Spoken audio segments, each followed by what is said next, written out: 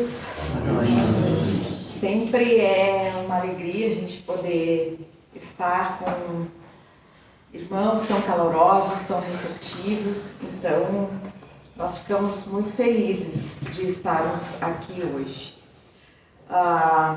O nosso tema, como disse a nossa irmã, é quem é minha mãe e quem são meus irmãos. E isso está lá no Evangelho de Mateus, capítulo 12, versículos 46 a 50, que conta que Jesus estava reunido na casa de amigos e faziam a sua refeição, e num dado momento alguém chega e diz: Mestre, tua mãe e teus irmãos estão te chamando lá fora.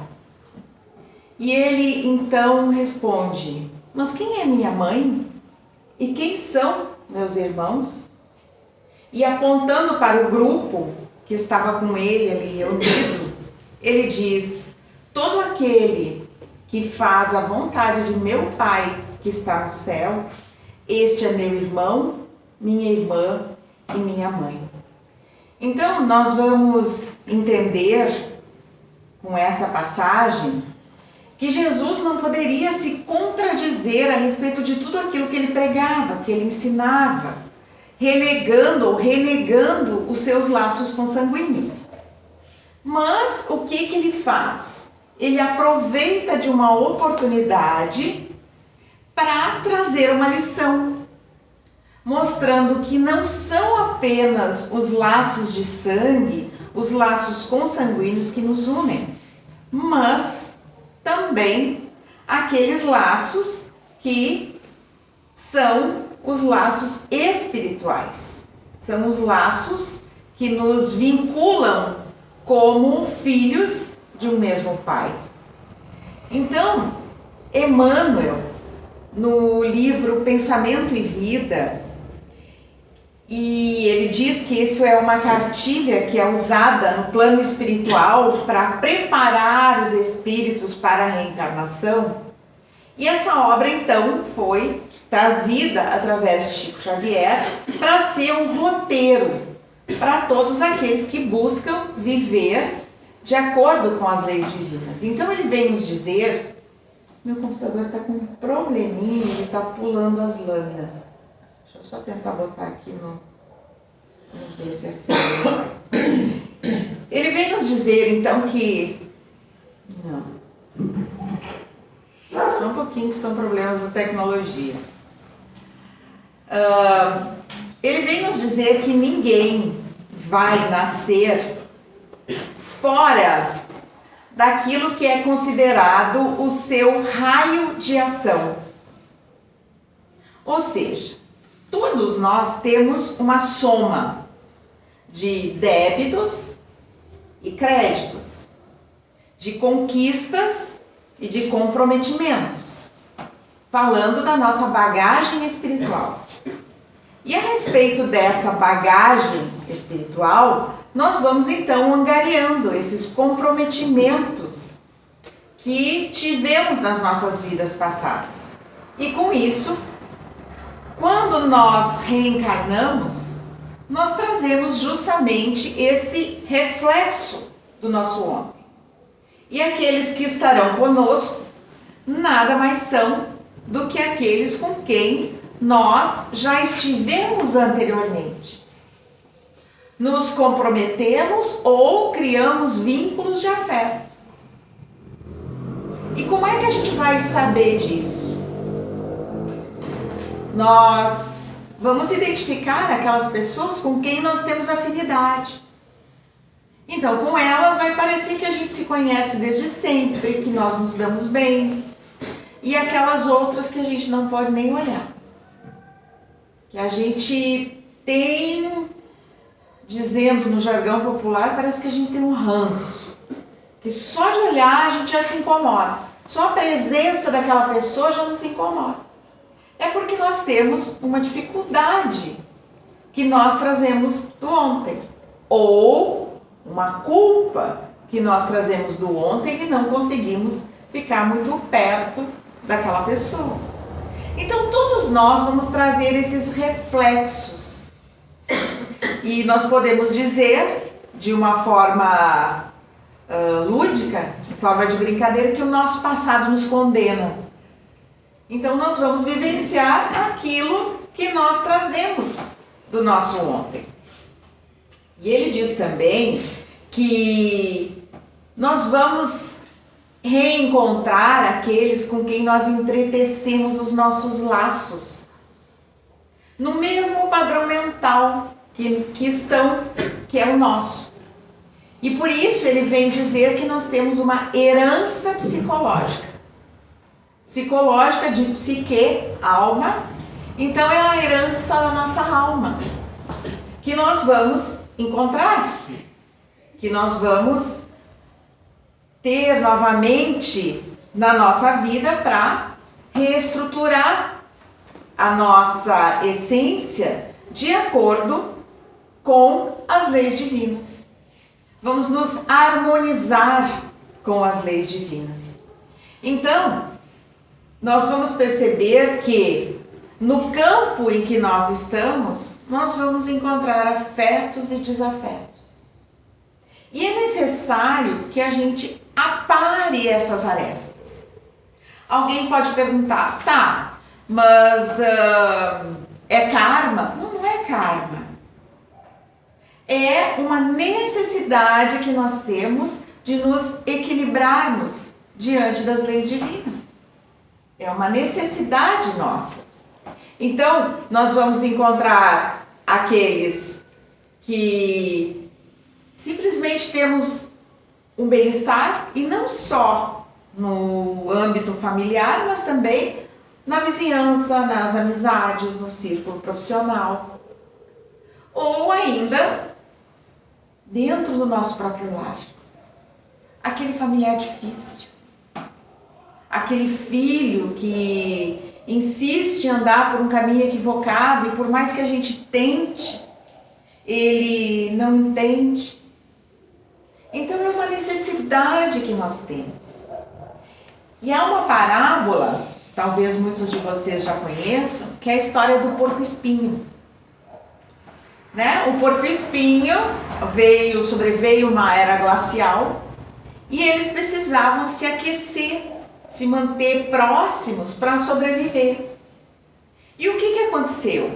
Eles foram todos juntos para um tronco, o tronco de uma árvore, aquele grupo. Mas num dado momento eles começaram a ficar incomodados, porque como o nome diz, eles eram porcos espinhos, eles tinham espinhos. E aqueles espinhos feriam uns aos outros. E eles então ficavam muito incomodados, chateados, e alguns disseram, eu vou me embora daqui, eu não quero ficar sendo espetado por esses que estão aqui comigo. E saíram. E ao se depararem com aquele clima muito frio, alguns não sobreviveram. Eles morreram congelados.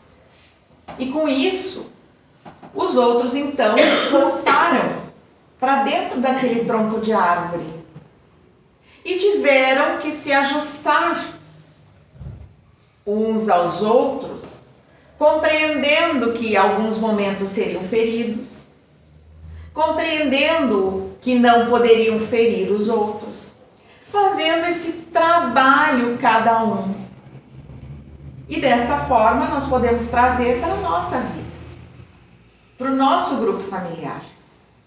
Quantas vezes nós temos as pessoas difíceis que nos alfinetam, que nos espetam, que nos machucam, ou nós outros, aqueles que assim agem. E é por isso que nós estamos juntos. Não é por acaso. Então nós precisamos nos trabalhar, nós precisamos compreender o outro, as dificuldades do outro, as nossas dificuldades. E aí entra uma questão que é fundamental, que é o nosso autoconhecimento. Nós percebermos as nossas dificuldades. Porque para cá para a Terra, ninguém veio a passeio. Se o pessoal aqui não falou, eu sinto muito, mas essa é a notícia da noite. Nós não viemos a passeio. Nós viemos para nos trabalhar, para nos tornarmos melhores.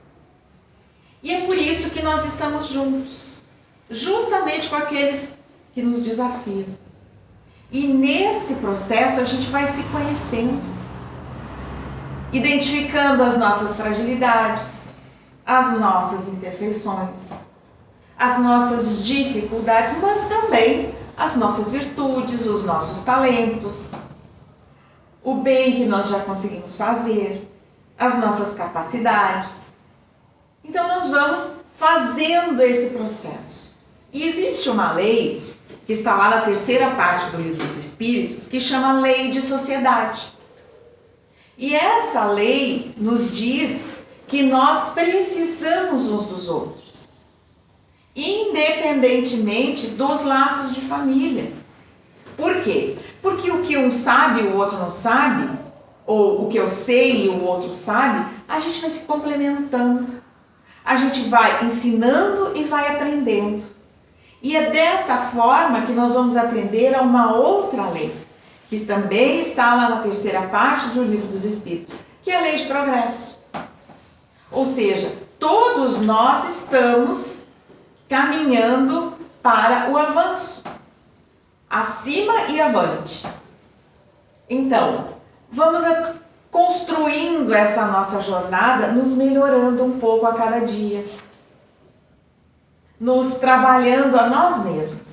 E é tão interessante isso, porque na medida em que a gente vai se transformando, aqueles que estão ao nosso redor se transformam também. E outro dia eu conversava com uma pessoa amiga e ela me relatava que tinha muitos problemas familiares. Tinha uma dificuldade com a mãe, com a irmã, e a única pessoa com quem ela tinha afinidade era com o pai. Os dois se davam muito bem. Eles se olhavam e um já sabia o que o outro queria dizer. Tal era a afinidade deles. E assim era a irmã com a mãe.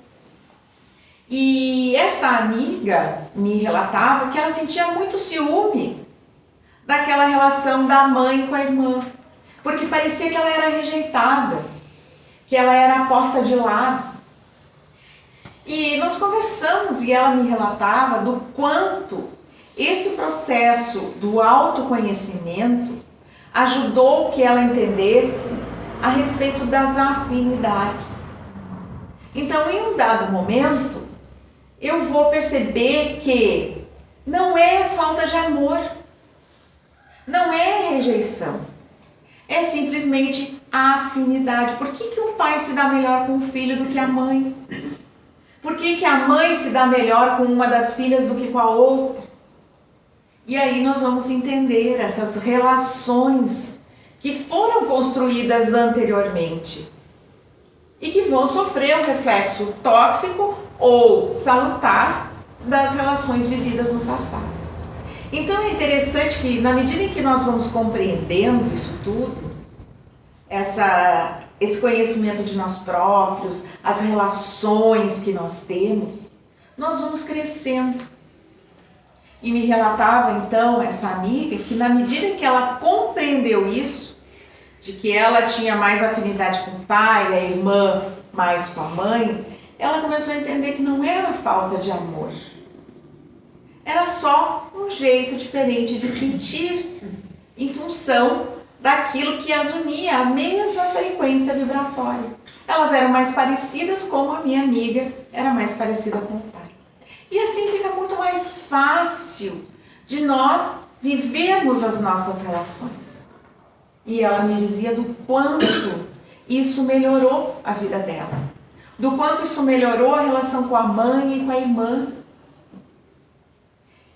E mostra o quanto ela conseguiu crescer. E é isso que Joana de Ângeles nos traz nas suas obras, que convidam ao autoconhecimento, para que nós possamos nos tornar melhores. E não fiquemos presos a essas situações que muitas vezes são tóxicas, nos desgastam emocionalmente, E quando a gente consegue fazer esse trabalho íntimo, nós vamos vendo o quanto isso nos liberta. Então, isto é libertador. Na obra Leis Morais da Vida, de Joana de Ângeles, que vem pela mediunidade de Divaldo Pereira Franco, ela vem nos dizer que é justamente no homem que a infância é mais longa. Justamente para que os pais consigam ensinar os valores morais aos filhos, trazendo lições de respeito, de compreensão, de tolerância. E na criança a gente sabe que até os 7 anos a gente consegue passar muitos dos valores. A gente consegue ensinar porque ela está mais aberta, mais apta a receber os conteúdos. E por que o filho se torna rebelde na adolescência? A gente já foi adolescente, né? Os mais jovens ainda talvez estejam passando por ela, mas eu já fui há bastante tempo adolescente. E por que a gente fica rebelde na adolescência? Porque é um conflito. E que conflito é esse? É a bagagem que o espírito traz na sua soma de conquistas e comprometimentos, que entra em choque com as lições que ele aprendeu na encarnação. Então, ele tem aquele impulso, mas ele aprendeu que não pode. Que não pode desrespeitar, que não pode agredir, que não pode mentir, que não deve roubar. E ele tem, então, aqueles impulsos que ele tem vontade de fazer, mas ele sabe que não pode. Então, é por isso que a adolescência é um período tão tumultuado, de tantas dificuldades na família.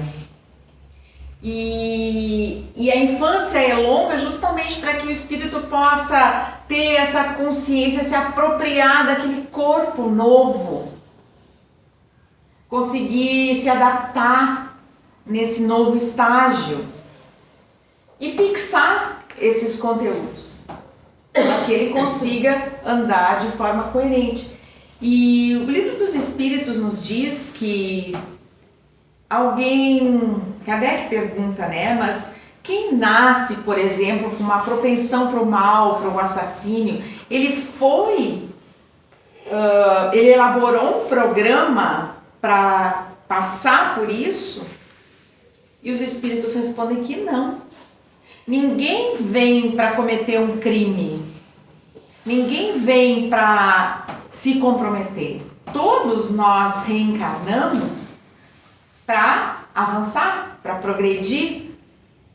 Mas, na nossa programação espiritual, vamos fazer um exercício. Nós estamos no plano espiritual.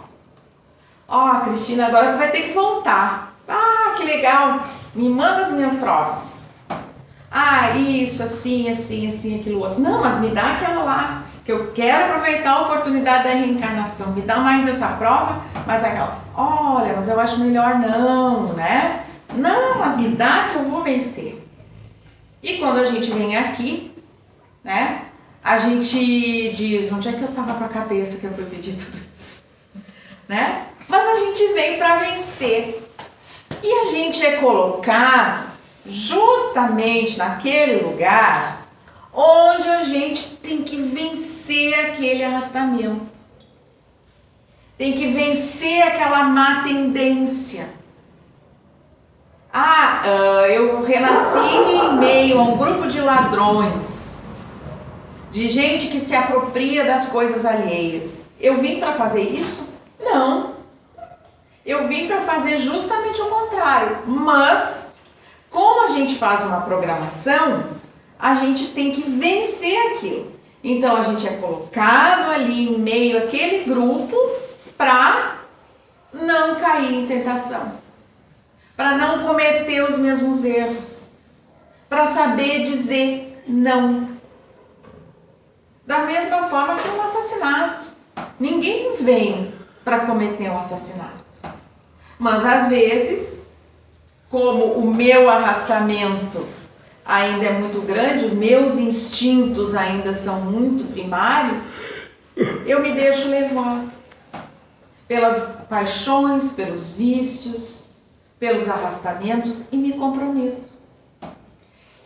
Então, é dessa forma que nós vamos compreender o quanto são importantes os vínculos familiares, o quanto são importantes as lições que os pais trazem para os filhos, o quanto é importante os laços de família, o quão são importantes os laços de família. E o que nós vemos hoje? Nós vemos as famílias cada vez mais diluídas, cada vez mais sendo levadas pela permissividade, pelo desrespeito. E o que nós vamos encontrar?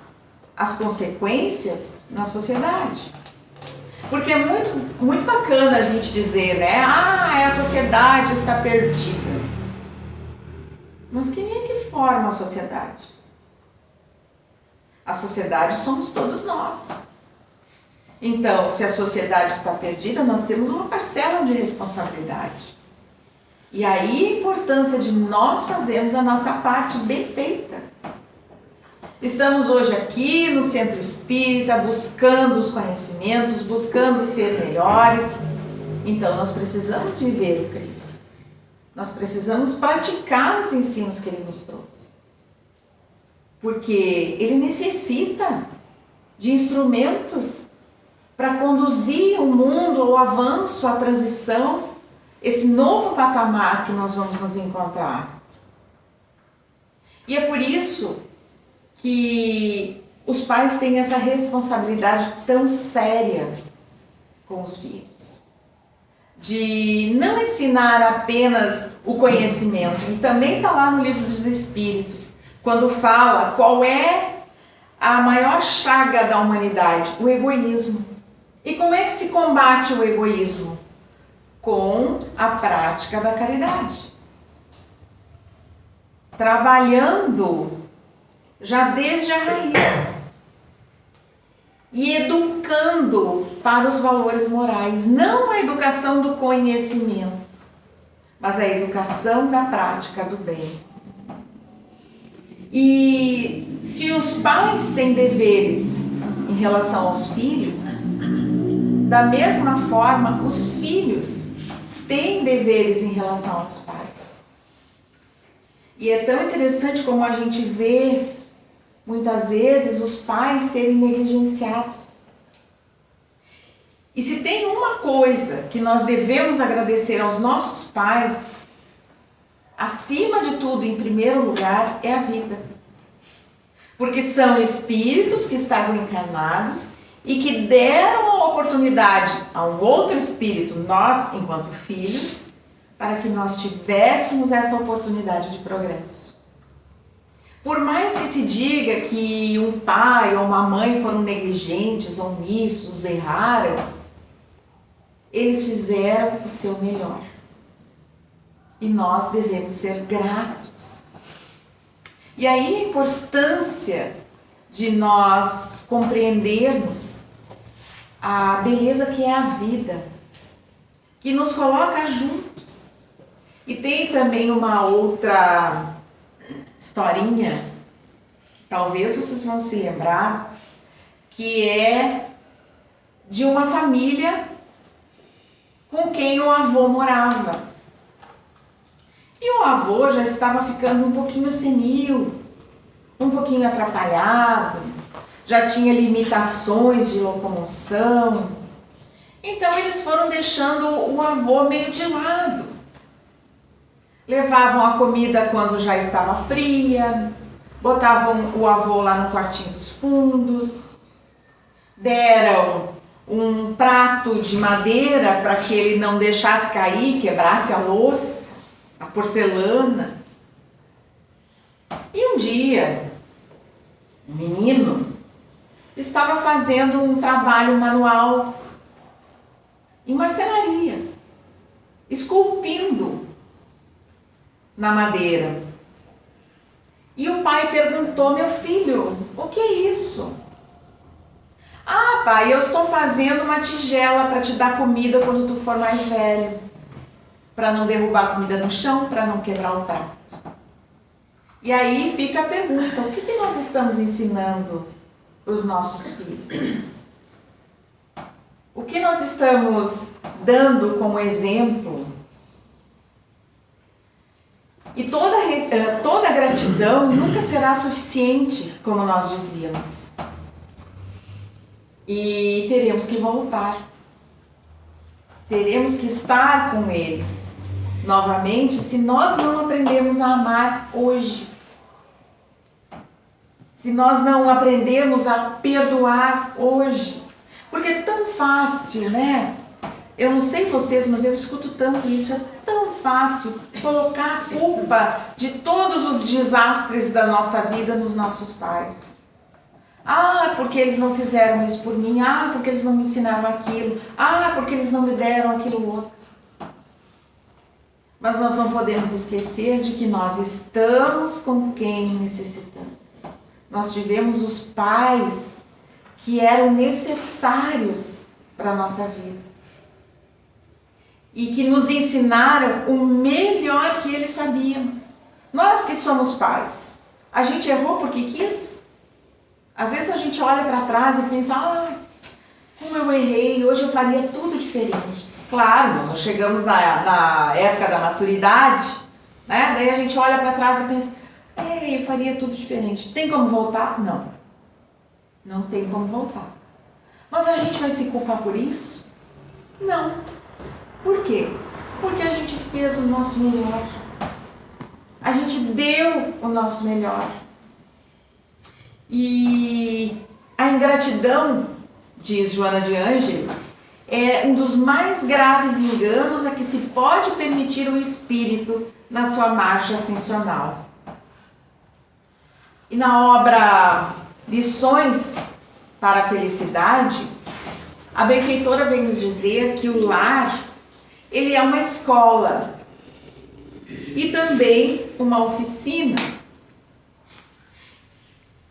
E o que a gente faz numa escola e numa oficina? Na escola a gente aprende e ensina. Numa oficina nós trabalhamos, ou a marcenaria, ou o artesanato, ou a panificação, dependendo do que faz aquela oficina. Nós podemos dizer então que o lar é a nossa oficina das almas, onde nós vamos trabalhando os valores da nossa existência como filhos de Deus. E diz a benfeitora ainda que a preservação da família é de vital importância para o desenvolvimento moral da sociedade, que nela se apoia. Porque, como nós dizíamos, a sociedade é resultado do grupo familiar. Quem teve aulas de educação moral e cívica, os mais jovens não vão nem saber o que é isso. Educação moral e cívica dizia, a gente aprendia lá, que a família é a célula máter, a célula mãe de toda a sociedade. E é ali que nós aprendemos os valores que nós vamos ampliar para os coleguinhas, para os colegas de trabalho, para a vizinhança, para os amigos e assim por diante. E é por isso que a família tem um papel fundamental na formação do caráter dos filhos. Porque sem isso é impossível que se tenham cidadãos equilibrados e dignos. E quanto a gente tem visto de desequilíbrio, de perturbação, de pessoas que se deixam levar pelos arrastamentos, pelos impulsos de raiva, de agressividade, de revolta. Então nós temos um convite a nós vivermos de uma forma mais pacífica, trazendo esses conteúdos para o nosso lar, para a nossa vida. Maria de Montessori, que foi uma médica italiana e tem um método educativo, certa feita foi perguntado a ela quando se deveria começar a educar uma criança. E ela responde, 20 anos antes dela nascer. Ou seja, nós precisamos educar a nós mesmos. O mundo necessita de paz, de harmonia, de equilíbrio. Isso vai depender de quem? De nós. Das nossas pequenas ações, dos nossos pequenos exemplos, das nossas pequenas atitudes. Porque o mundo não vai se transformar através de um meteoro, não vai se transformar através de uma catástrofe. Não, o nosso mundo ruma para um nível de muito mais amor, de muito mais compreensão. E como é que se vive o amor? O amor a gente não descobre como algo sublime de um dia para o outro. Ele é construído diariamente, nas pequenas ações. Quando eu me faço surdo por uma palavra ofensiva, quando eu me faço cego para uma atitude grosseira, quando alguém vem com 10 pedras nas mãos e eu tento apaziguar, quando eu jogo água fria na fervura. E é dessa forma que nós vamos transformando a nossa sociedade, sendo os agentes de que Jesus precisa, para que o mundo seja melhor. Essa era a nossa mensagem de hoje. Fica a sugestão das leituras, Pensamento e Vida de Emmanuel, Lições para a Felicidade, Leis Morais da Vida de Joana de Ângeles, para que vocês possam fazer a interpretação e ver se eu não me equivoquei em alguma coisa também, né? E assim a gente encerra fazendo a nossa prece, sintonizando com os amigos espirituais, lembrando que é pela sintonia dos nossos pensamentos que nós angariamos essas companhias. E já que estamos aqui, voltados para o bem, para o crescimento íntimo, que nós possamos pensar em Jesus, aquele amigo de todas as horas das nossas vidas. E a Ti, Mestre querido, queremos render graças por mais esse dia, por estarmos aqui reunidos em Teu nome, em busca do consolo e do aprendizado, que irá nos impulsionar no rumo dos Teus passos. Permite, Senhor, que a cada dia possamos ter a intuição dos Teus emissários, para que nos direcionem os passos, para que nos intuam as melhores escolhas, para que nos inspirem os pensamentos, a fim de que cresçamos no rumo da Tua luz. E nos momentos mais difíceis, Jesus, quando os caminhos estiverem cheios de pedras e espinhos, segura firme as nossas mãos, para que não desistamos de lutar, para que não nos falte coragem, nem perseverança, a fim de que busquemos cada dia mais viver o Teu exemplo.